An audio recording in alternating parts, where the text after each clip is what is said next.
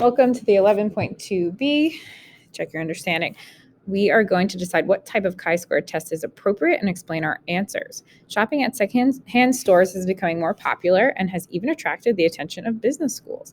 A study of customers' attitudes towards secondhand stores interviewed separate random samples of shoppers at two secondhand stores of the same chain in different cities. The two-way table shows the breakdown of respondents by gender. So we have two separate samples from two different populations, right? Two separate random samples, but we are only looking at one variable for both of those different samples. So it's not like store is a variable. So we have those two stores, and we're really looking at is the breakdown of what gender that was surveyed at the store, like similar distributions. So there's one variable, gender. We would do a chi-square test for homogeneity to see is the breakdown of how the distribution of gender went for store A, close enough to store B, where we think their population distribution is the same, approximately the same. All right.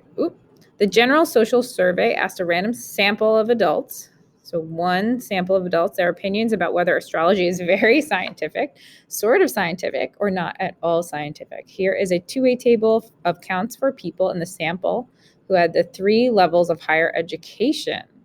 Okay, so we have both their opinion and their degree. So we want to see, is degree and opinion independent? So it's one sample, but two variables, degree and opinion. So that's going to be a chi-square test for independence. You're thinking, is the level of degree someone has and their opinion about astrology independent? Or knowing their degree, am I more likely to know what their opinion about astrology would be? All right, last one. Casinos are required to verify that their games operate as advertised. American roulette wheels have 38 slots, 18 red, 18 black, and 2 green. In one casino, managers record the data from random samples of 200 spins of one of their American roulette wheels.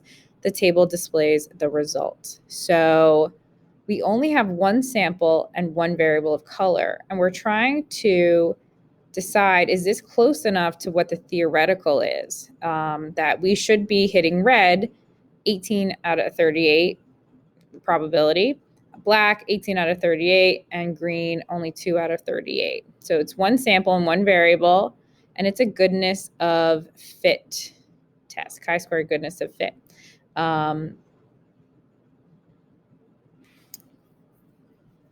Because you're trying to see how well does this fit this claim. Excellent. Done.